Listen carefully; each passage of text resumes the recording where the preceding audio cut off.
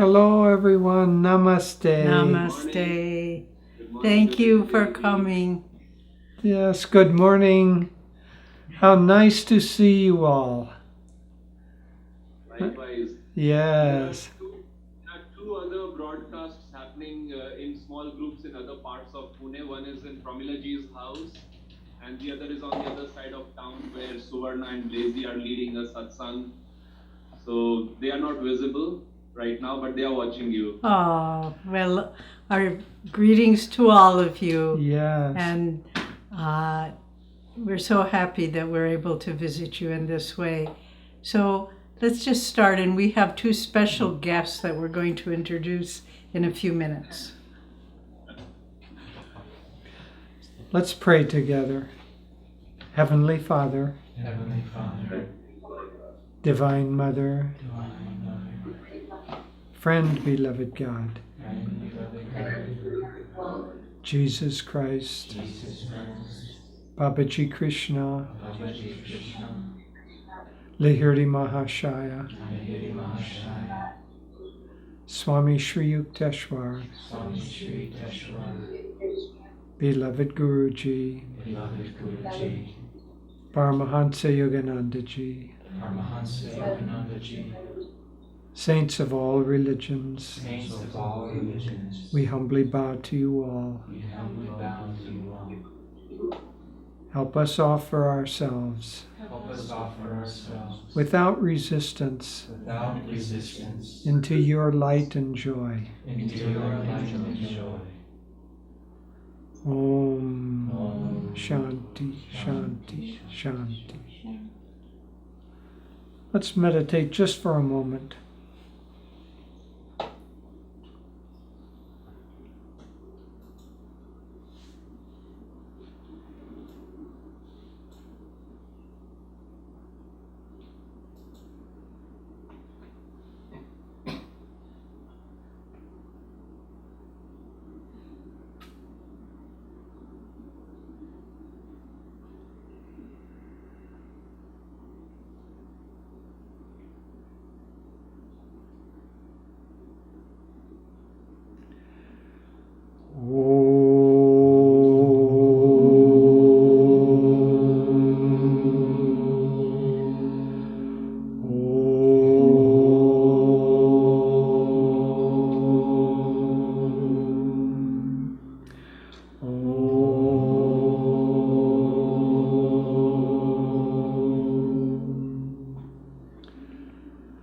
Okay, so we promised.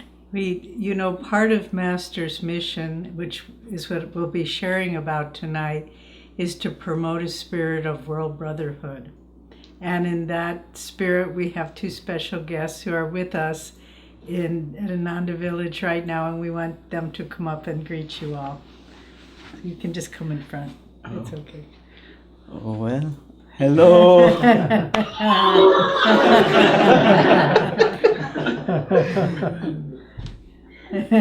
Hi, everybody. We caught both of these running around the village today. So now they're visiting, and Sagar, will be with us for probably some months, and Dharmarajan and Dharmini, who's not here, they'll be going back in a couple of weeks back to Chennai. But it's very, very nice having this mixture of people coming. Ananda has really become now a world family. And Devi and I, when we travel, we feel actually more at home in India than we do in America in many ways. But more than that, we always travel in the Ananda vibration. And so in many ways, it's not like we're traveling at all. Vibrationally, we're just moving our bodies from place to place. And now you inform us that tonight we're appearing in 3 different places. So we're not quite able, like Lahiri Mahashaya, to manifest a second body, but digitally at least we're getting there slowly. So tonight we wanted to talk, Dr. Aditya suggested that we talk about Master's mission to the world. And it's a very, very important time and a very important mission that he brought.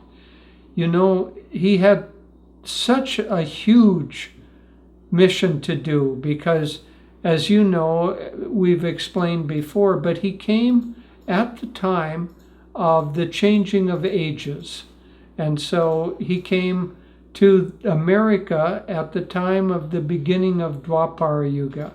Dwapara Yuga actually started about 1800, so a little before Master came to America. But America started as in 1776, so it was a Dwapara Yuga country. And so one could say he came to fresh soil, that where there wasn't an old culture, wasn't a old sense of history that would prevent him from sowing new seeds. And those new seeds that he sowed were both new in their expression, but they were from ancient rootstock that India had for thousands of years. So he came, first of all, he had many missions, and it was begun by Babaji and Jesus together, saying, because as Master explains in the autobiography of a yogi, that those two avatars are responsible for the spiritual welfare of the world.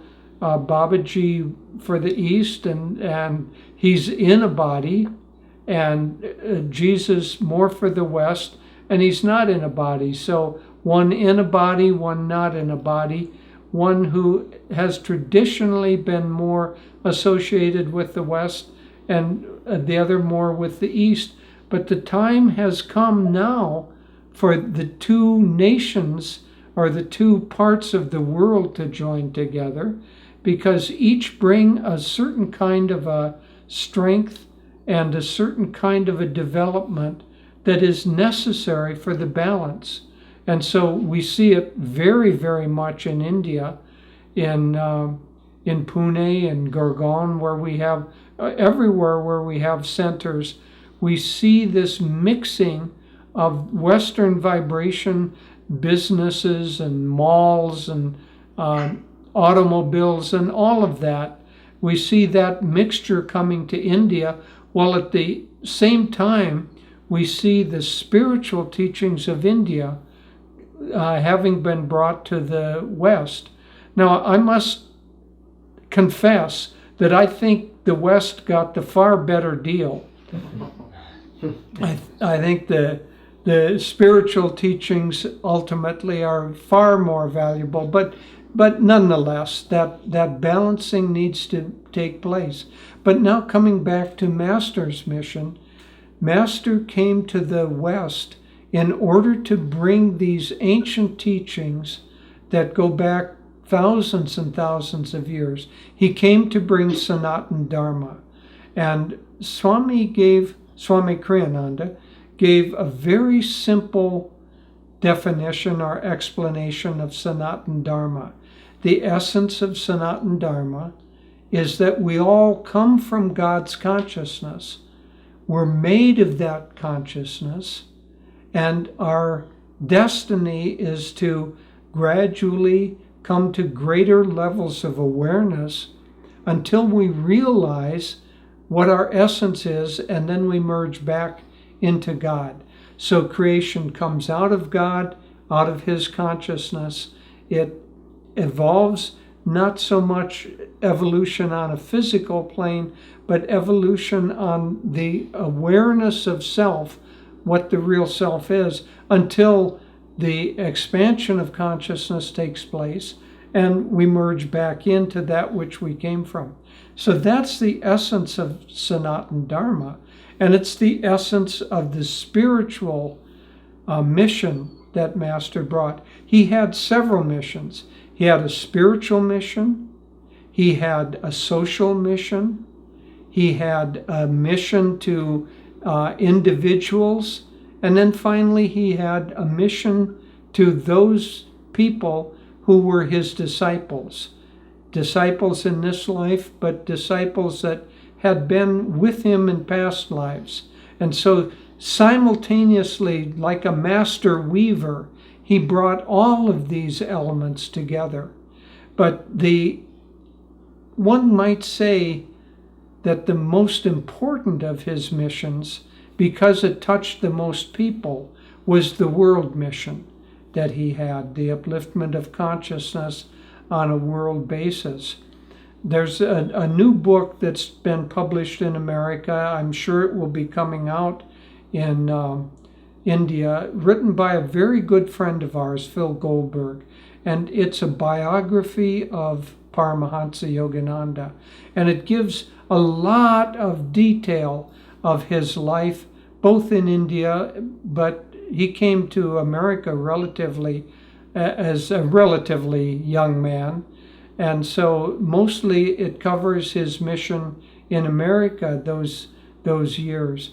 But because we have generally seen Master kind of episodically, we hear a story about him being in New York and talking at Carnegie Hall, and the largest auditorium in New York, and filling that hall with people.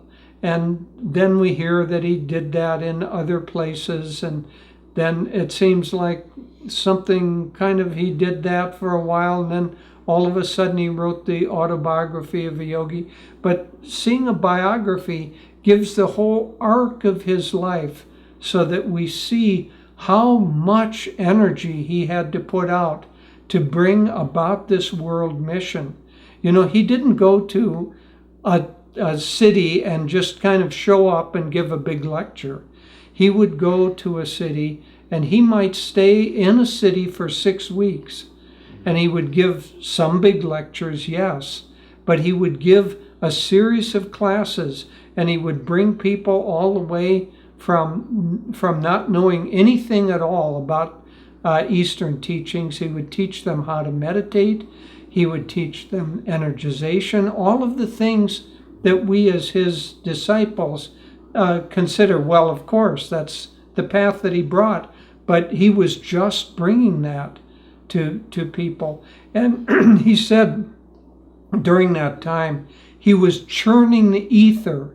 He was creating this vibration in America. When he came to America, I doubt that certainly less than 1,000 people meditated on a regular basis. Meditation simply wasn't known in 1920 in the West when he came. But now, the last figure I saw was that over 25 million Americans meditate on a daily basis. And so that tremendous change that Master brought about, but and not alone, I don't want to be sectarian, there were other teachers, but he was certainly the most powerful force, and he was the one who preceded everyone.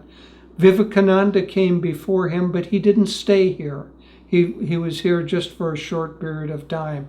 But Master was the first great yogi to come to the West, and he basically seeded the whole of the Western consciousness with these ideas of Sanatana Dharma. So that spiritual mission was the first thing.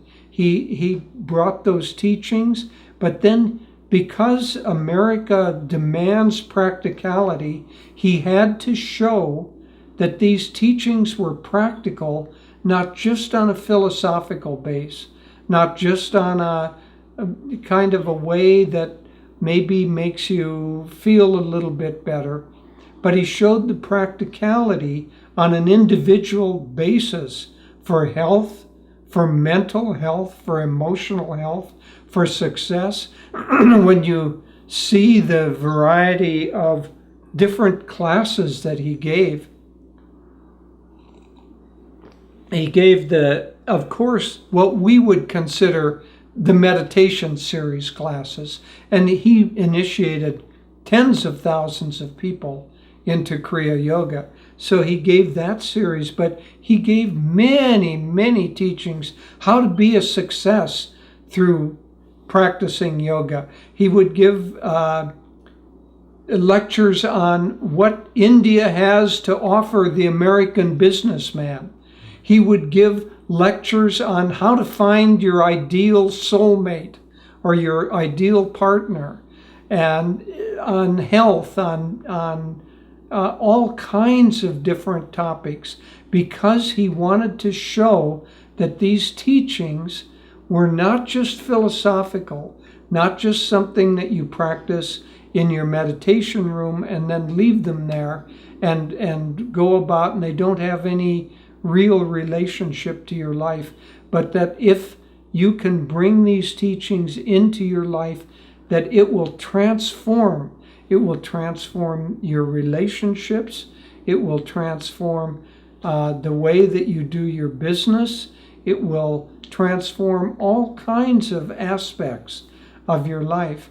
And in this sense, he also urged that we start communities as living laboratories of these teachings. So this mass mission, which one could say the most important part of that was the publishing of the autobiography of a yogi. And so that was published really quite late in his life, in 1946. He only had 6 more years that he would be on earth after that publication of that. And so that book has spread out to millions and millions and millions of people and introduced them to a life that includes all of these great teachings. So that mass world mission has touched, by now it's in the hundreds of millions of people that have been touched by that and uplifted. And it's destined to go on and spread all over the world and continue, because he brought the path that will work most efficiently during Dwapara Yuga.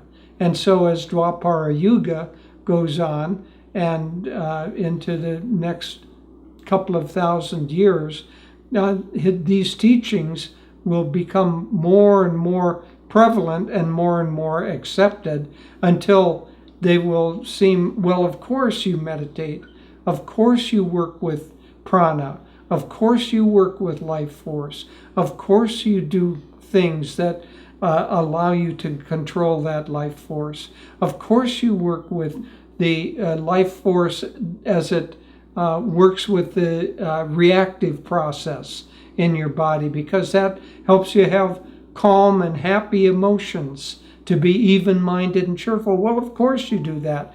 As we go into Dwapara Yuga, it will become commonplace, but right now we're at the beginning. But he seeded all of that. So this mass mission was one, again, to show that they have benefit to each individual who takes up these teachings. That was another one. And then the third part of his mission was to bring together, I mentioned that he brought together the East and the West, India and America, but that was just symbolic. He also, of course, gave interpretations of Gita and of the Bible to show that the similarity of those two scriptures, they were talking about the same truths, and they were just coming from a slightly different time and a slightly different, one might say, language or expression. But what they were expressing, the deep expression, was the same. And Master interpreted the Bible especially, which was not understood. The Gita is much more transparent, one might say. But the truths, the deeper truths, are very hidden in the Bible and need to be expressed. and translated. And so he showed the similarity of that. But that was just one aspect, bringing East and West together in a spiritual way. He brought East and West together in a social way. Also, he did many, many things to promote understanding between various nations. And so bringing those two together. But then the final part of his mission, it's quite interesting. About halfway through his time, from 1920 to 1952, that's 32 years. About halfway through that, 1936 or so, he said, I have been traveling enough. I've been giving these lectures enough. Now, you can get thousands of people to come to an auditorium, but out of that, not very many become true devotees, where they are really able to practice these in a way that changes their life. He said, now I'm going to be stationed more at Mount Washington, and I will wait for people. I'll draw sincere disciples, and then I'll write and spread the message through books and through lessons. And so the latter part of his life was more for serving those individuals who wanted to really take these teachings and apply them deeply in their life. As it says in Gita, out of 1,000 only one seeks me, and out of 1,000 who seek, only one finds me.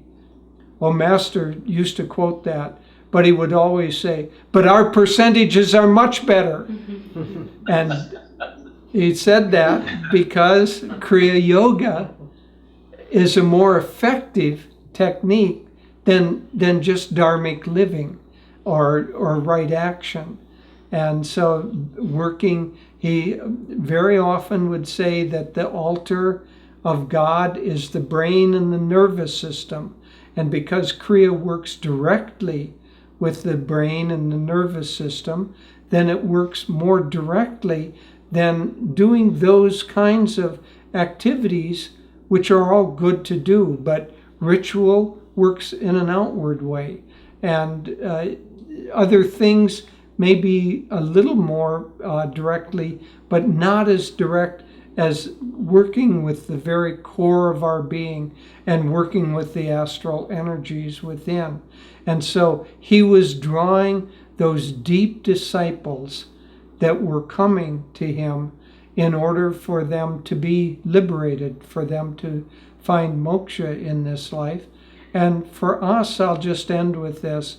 I think the thing that he did that was most precious for us was he drew Swami Kriyananda and he trained him, and Swamiji in turn has trained all of us and created this beautiful work that is Ananda. And now in Pune, people are sitting in 3 different places associated with Ananda.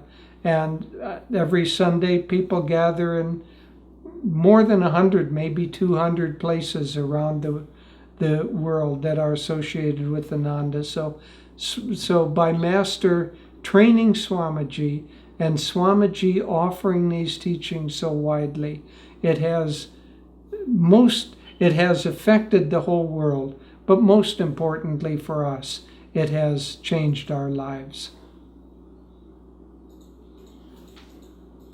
Hello, everyone. I'll continue now on this theme of Master's mission to the world. We just finished last week here at Ananda Village a very inspiring Kriya-bound retreat where we had several hundred Kriya-bounds from all over the world gathered here, and we had Kriya initiations into all the different levels. We had wonderful satsangs and Kriya checking and so forth, and we hope one day soon to do something similar in India that we can all be a part of. But during one of the classes that Jyotish and I did during the Kriyaban retreat, we were talking about the different techniques that Master gave us and how we need to see them not as separate, unrelated practices, but how each one is an aspect of Kriya.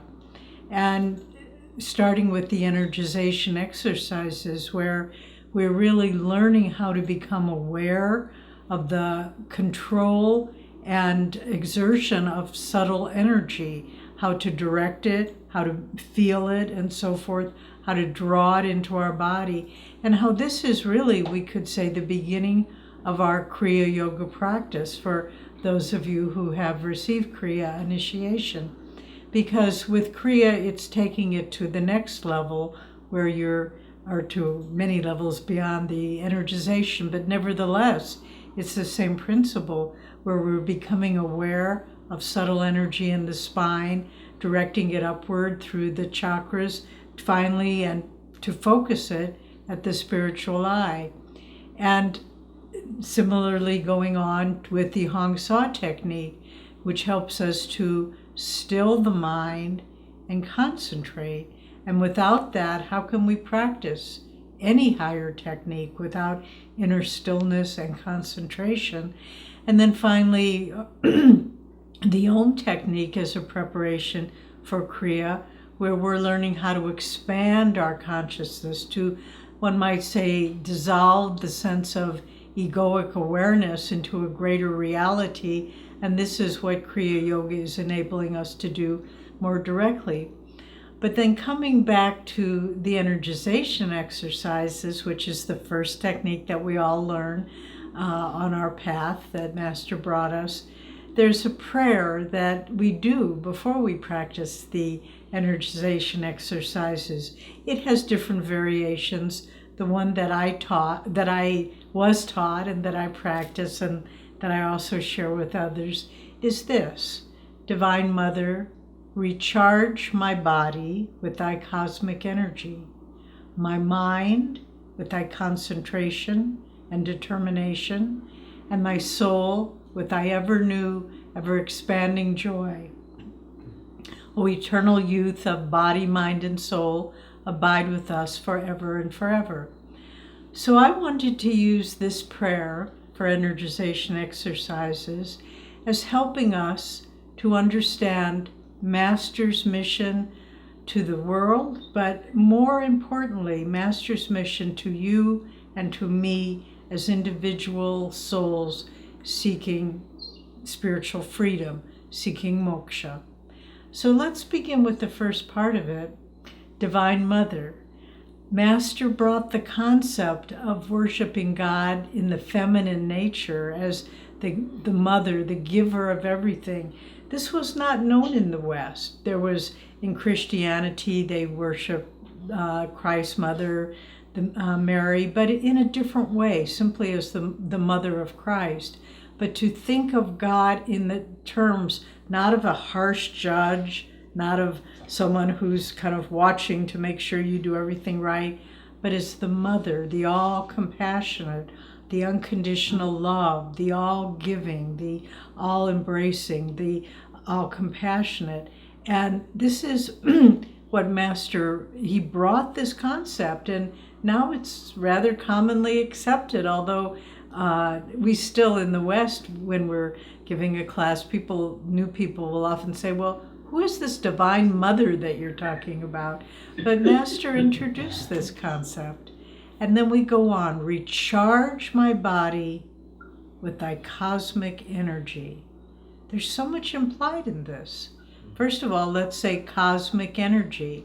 Well, Master was so ahead of his time. I mean, there's that wonderful chapter in Autobiography of a Yogi, The Law of Miracles, where Master talks about how the leading edge of modern physics is showing us that energy and matter are the same thing, and beyond that, that really light is the underlying reality of the universe. Well, this is something that the ancient yogis and taught in the Vedas from time immemorial in India. And so this concept of cosmic energy, that the world is made not of different material objects, but it's the underlying reality is energy. And really beneath that is consciousness, that all the world is really one unified consciousness of which we are all little bitty sparks. And if that's all Master gave, that would be enough to transform our lives. And we really realized it, not just as words, but we realized our essence as a spark of cosmic energy that would unite the world, that would change the world as we know it today. So the concept of cosmic energy that we are a part of, and that this then recharge my body with this cosmic energy, that this isn't something that one might say like a radio wave that we can tune into or not, that this energy, we're swimming in a sea of cosmic energy, and by our willpower and our conscious awareness, we can enhance our own level of energy and recharge our bodies with it. Well, the implications here again are vast. Healing, well-being, energy, working without fatigue, being able to heal others, being able to direct energy into everything we do. So to this concept of recharge, and again, Master used the analogy, if you recall, that our bodies aren't just like, they're more like a battery that can be recharged than just like a balloon that becomes deflated and that's the end. So to really understand that we have the potential, we can receive this cosmic energy and we can use it to recharge our well-being through the agency, and as we learn with the energization exercises, through the agency of our willpower. And that again is something that this concept that Master brought, one of his, again, it's the ground teachings, foundational teachings of the energization, but the greater the will, the greater the flow of energy, and then subsequently the greater the flow of energy, the greater the magnetism. But the thought of using our own willpower to recharge ourselves with cosmic energy, I mean, again, that alone would totally transform our lives if that's all he ever gave us. And that was just the tip of the iceberg of what he gave us. And so to begin understanding that willpower is something under our control. And it isn't just, well, that person has a lot of willpower. Well, you develop it by consciously tuning into this and recharging yourself with that willpower. And then we move on to recharge our minds with that concentration and determination.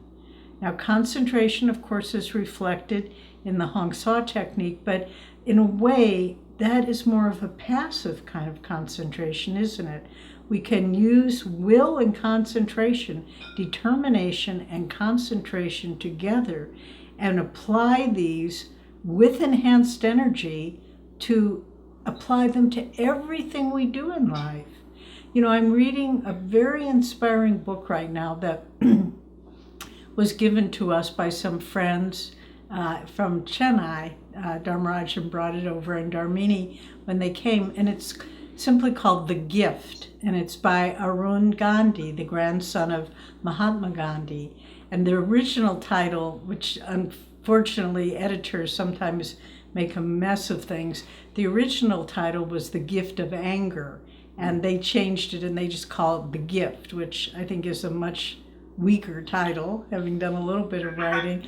But the reason he called it The Gift of Anger was when Arun came to his grandfather when he was just 12 years old, and he lived in the Sevagram ashram outside of Wardha in central India for 2 years with his grandfather, Mahatma Gandhi. And his family Arun's family had lived in South Africa. And as a little boy, he had been attacked frequently from white South Africans because his skin was darker, and then from black Africans because he was an Indian and taking their jobs and so forth. So he was, from a young age, he had been preyed upon, and he had a lot of anger subsequently. And so he went, and part of the reason his parents asked Babuji to have Arun live with him for 2 years was to help him deal with this anger that had developed because of how he had been treated. And so he was in the ashram, and one day he was playing with some of the other children there, and one of the boys deliberately tripped him, and he fell and hurt himself.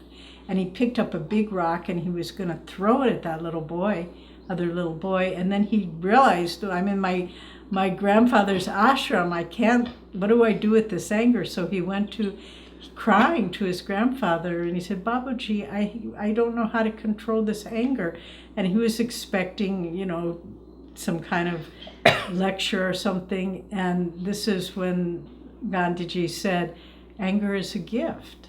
And he changed his whole perspective. He said, you take your anger, but rather don't try to repress it. Don't be ashamed or down on yourself for your anger, but use your willpower, essentially what he was saying, to transmute the anger into a positive action. And he said, that's what I did with this whole movement of nonviolence. I took the anger that I felt at seeing the oppression of the Indian people, and I turned it into positive action. And so by our concentration and determination to be able to look at our lives and to say, what is it that I need to change? What qualities in myself are holding me back? And then determinedly recharging our body with cosmic energy and our minds to be determined and concentrated to accomplish what we need to do. And, again, Master's mission was to show that the teachings of yoga are extremely practical. They're not for people who run away. I shouldn't say run away. They're not for sadhus who withdraw to the Himalayas and just say, I want nothing to do with the world. They're for people like you and me who are living with daily problems. And how can we use the teachings of yoga and the highest teachings of meditation to improve our daily life by transmuting and elevating whatever it may be, whatever weaknesses or negativity we have within ourselves. And then finally recharge my soul with I ever new, ever expansive joy. The fruit of Kriya Yoga is the experience of joy. And when we begin to understand that the techniques in and of themselves are only vehicles to get to higher stages of consciousness, and what Master brought, Yogananda, bliss through yoga, and the work that Swami and our beloved teacher Swami Kriyananda, bliss through Kriya, and the work that Kriyananda started, Ananda, bliss or joy. And so this concept, and again, this concept of bliss really is nowhere in Western religion. Maybe if you go to heaven, you go to a idyllic place, but really Western religions, I'm sorry to say, mainly teach suffering. The way to God is suffering, and if you suffer enough, then you're a good Christian or whatever. But really, the path of joy is the path that Yogananda brought to the world, and he demonstrated and he lived it, as did Swami Kriyananda. So just in looking at this simple prayer, we can understand how Master was, as Swami Kriyananda said, the avatar for Dwapara Yuga, for this age of energy. And what he's trying, his mission, what he is trying to accomplish for you and for me as individuals, is to make us true citizens of Dwapara Yuga, so that we can really take advantage of the rising energy, the elevating energy that Dwapara Yuga brings. It's also a time of chaos. It's a time of violence and chaos and unrest and all of these things. But Master and our great line of gurus came to bring a way out of the chaos of our times and to build a bridge from from Kali Yuga through Dwapara into a higher age, into Treta and Satya Yuga. And we were speculating the other day, many of Master's deep disciples, I think, are not Dwaparians, but Dwapar-yugins, but they are from more advanced stages, but they came in this time to help build a bridge. So Master's gifts to us are so vast. And he also said, and I find this very encouraging, he said, if you do 1/100th of what I have brought to you, you can still find God. So let us cling to that thought. Don't set your goals low. Set your goals on what Master came to give us, moksha, and do the best you can, even 1/100th of what he gave. And may all of his disciples reap the full benefit of why he came to the world at this time. So now we want to invite you all to ask us questions that you might have, and we'll do our best to answer them. Or if we don't know the answer, we'll ask Dharmarajan or Sagar to come up. So,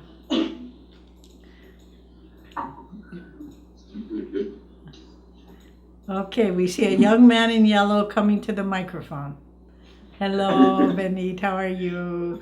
Nice to see Very you. good. Thank you so much for sharing on Master's mission. And I just had a question. While we serve Master's work, there is so much in Master's mission, like Jyotish was saying, on a social level, on a mass level, individually. How at this point, how do we make the most of it, and yet we come from the inner center and make the most of this time in serving Master's work? Well, that's a very good question. What I hear behind it is, how do we find a balance in our lives between service and also our desire for inward spiritual life? And Master very much said that we should try to find a balance. He said, you will never get there without service. But he also said, you'll never get there without meditation. So we have to have both of them. And it's very important that we serve, because service helps us expand the sense of self-concern. And as you know, I'm currently writing a book on service as a means of attaining self-realization. And the essence of service done properly is that we cease to think about ourselves, and in thinking about others, really thinking about them, really trying to help, or help the world. It can be quite impersonal also. In trying to do that, our consciousness expands to include them. You don't serve others without also the feeling that you're connected with them in some deep way, if only through compassion. But service expands our consciousness. So Master said that we need both of them. And really what he suggested is the kind of life that we lead, that we have a meditation in the morning, meditation in the evening, at least those two, and if we can at other times. And then when we're not meditating, then we're actively serving. And so each of us needs to find a balance. If we get too outward, then our own soul will begin to tell us you're getting restless. But there's a difference between getting restless and getting lazy. So we have to serve to maintain a sense that we're really in tune, and that God is flowing through us and using us. And I would also add, the greatest teaching and sharing device of all is the example of our own life. And so you have to really begin with deep integrity and your own deep personal commitment. You know, in the early years of Ananda, when Swamiji started this work, the people that came to him, the young Westerners, of whom I was one of many, we were all brand new on the path. You know, we knew nothing. And Swami, it was very, looking back now after all these years, it was very instructive to watch how he worked with us. He didn't criticize. He didn't kind of say, oh, gosh, you people don't know one end of an Om word from the other, you know. He just patiently and very impersonally taught, shared, meditated with us, chanted with us. But I know from the first day I met him, I could feel that here was someone who was living everything he was talking about.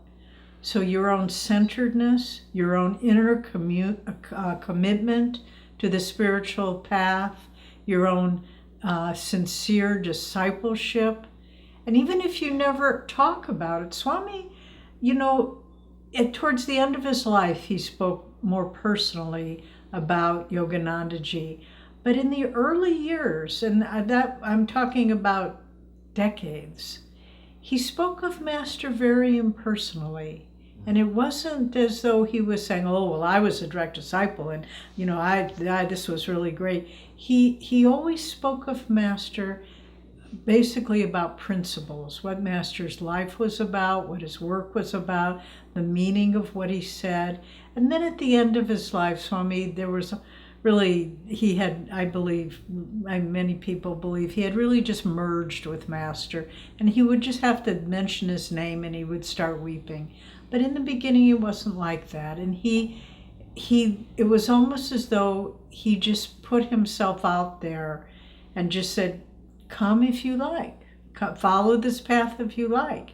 And so he didn't proselytize, but the magnetism of his own spiritual commitment was very, very compelling.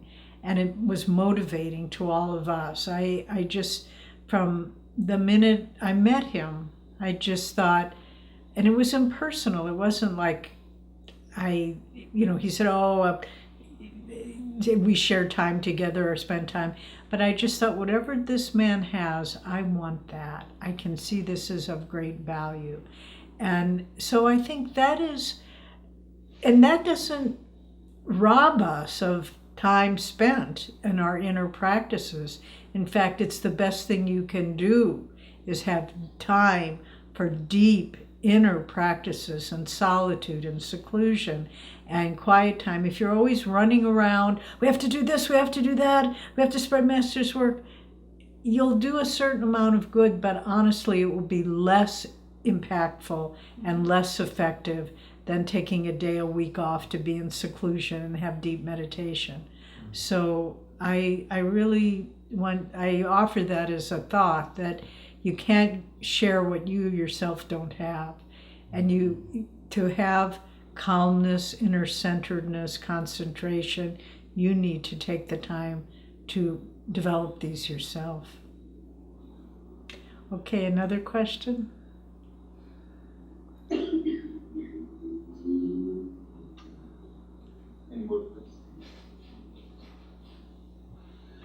Jyotish ji, this is a theme we are planning on having when you and Devi ji visit us in the month of October.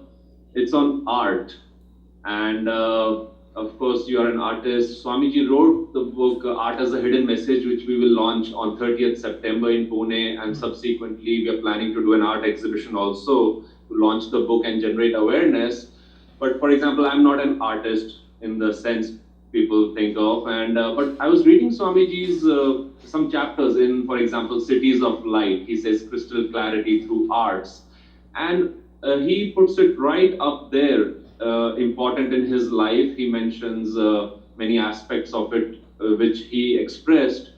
I just wanted to see what you and Deviji would like to share as, as we're preparing ourselves to put on a show. How important is art? How important was it in Master's teachings?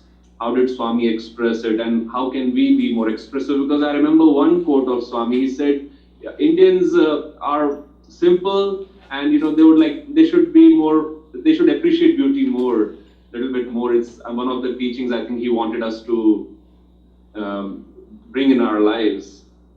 So how can we bring art, express art in our lives as devotees, disciples? Well, let's broaden the term art for one thing, because when you say you're not an artist, I would beg to differ.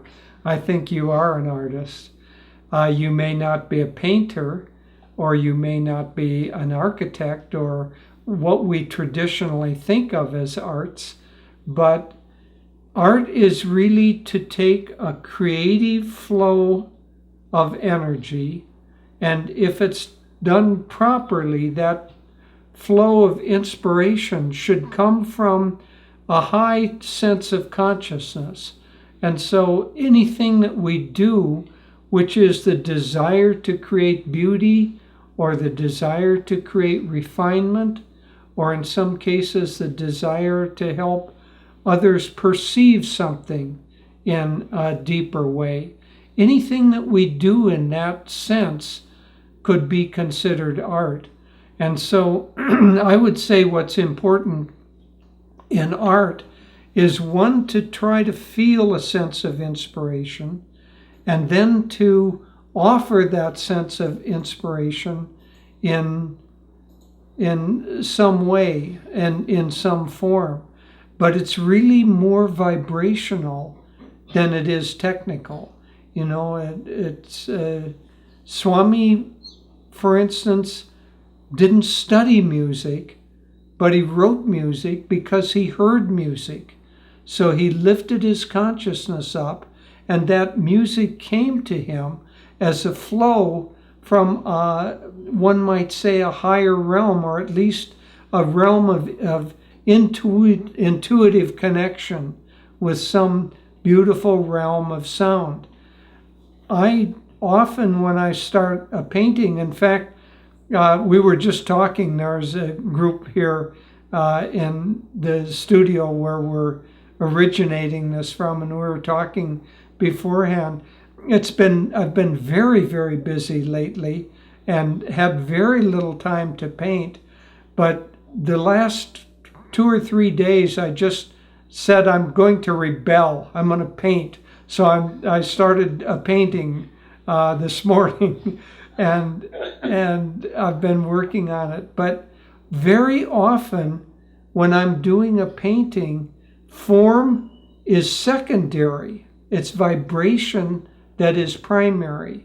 And so in this sense, I'm trying to, I have a theme. We visited some friends in Hawaii, and they let us stay free with them, and it was a very generous thing. And so it's nice when someone's generous to return that generosity, not necessarily in payment. It's more love, friendship offered for friendship.